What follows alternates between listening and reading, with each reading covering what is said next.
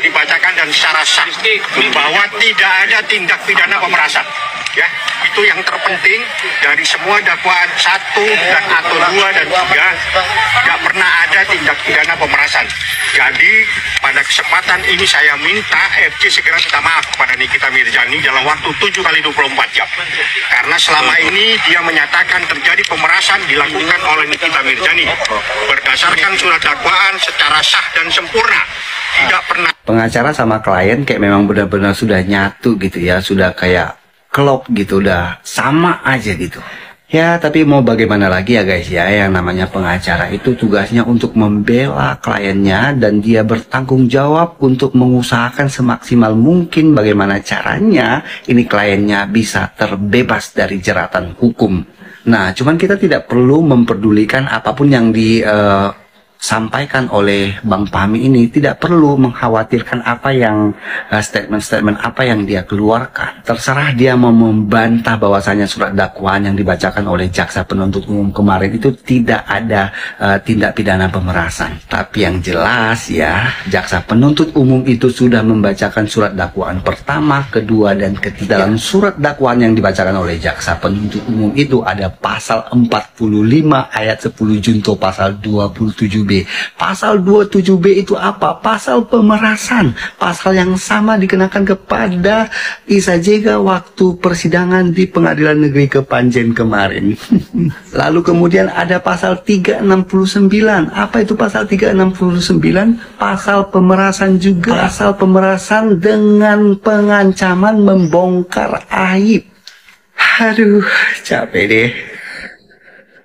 Ini proses begitu cepat. Reza, saya punya BAP-nya Reza, saya punya BAP-nya suaminya, saya sudah baca. Reza itu memperbaiki BAP-nya sebanyak 3 atau 4 kali. Ya, seperti yang kalian tahu, Reza Gladys ini kan pelangak pelongo, ya. BAP yang pertama itu dirinya dia yang pelangak pelongo. BAP yang kedua, BAP yang ketiga itu sudah terstruktur, terkondisikan dengan baik. Ya, tapi saya memang sengaja untuk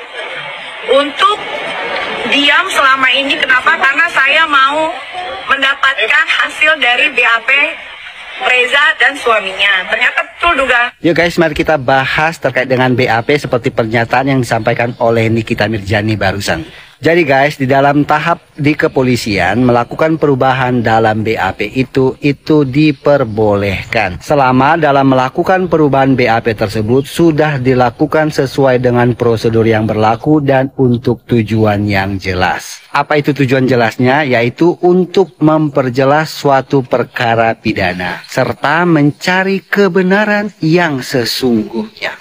Jadi guys, baik tersangka, saksi maupun ahli itu sangat diperbolehkan untuk melakukan perubahan dalam BAP-nya di tahap kepolisian.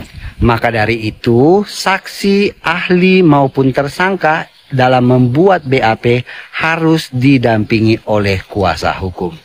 Jadi pernyataan Nikita Mirzani di awal yang mengatakan bahwasanya Dr. Reza Gladys dan suaminya itu sudah melakukan perubahan BAP-nya di tahap kepolisian sebanyak 3 atau 4 kali itu bukan merupakan suatu tindak kejahatan. Karena melakukan perubahan BAP di tahap kepolisian itu diperbolehkan.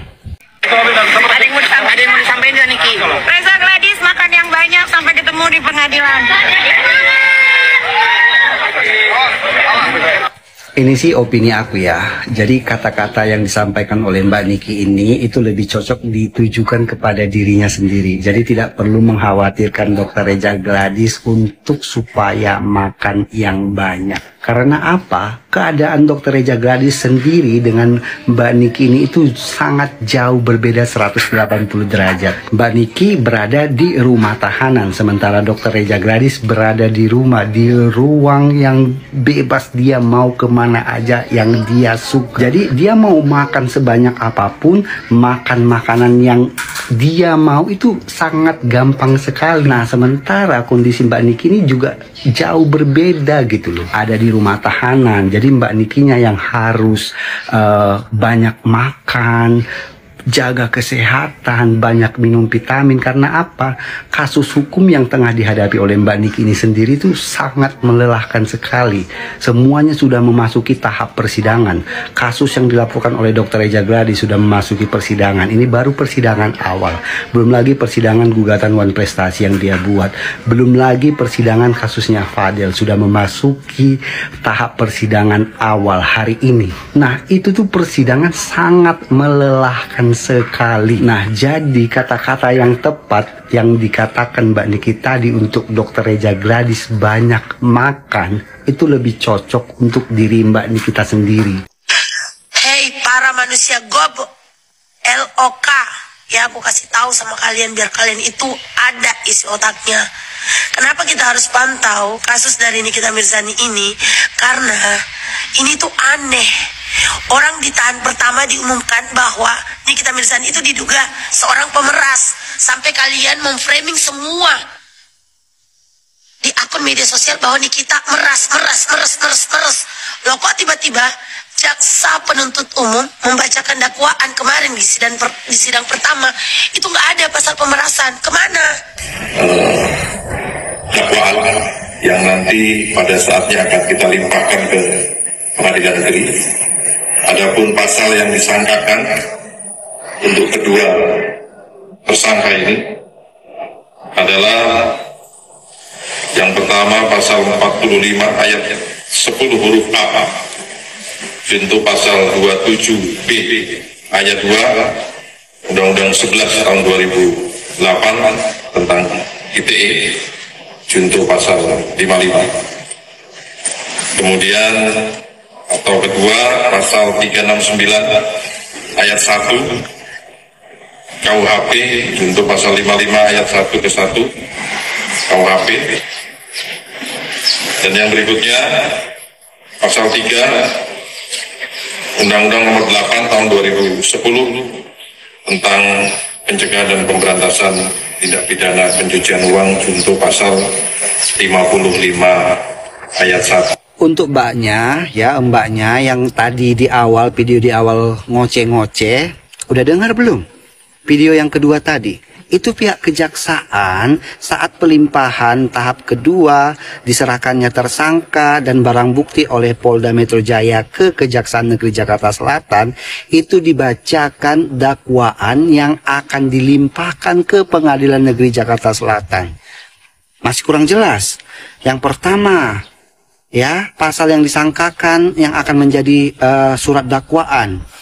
Pasal 45 ayat 10 huruf A junto pasal 27B itu terkait dengan pemerasan dengan cara pencemaran nama baik atau informasi transaksi elektronik atau ITE.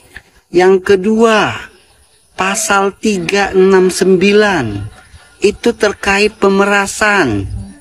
Pemerasan juga itu. Dan yang ketiga, pasal 3 terkait dengan TPPU.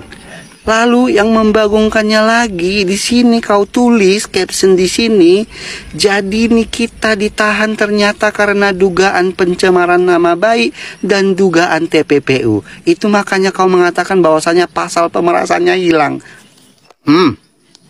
Bagaimana ceritanya?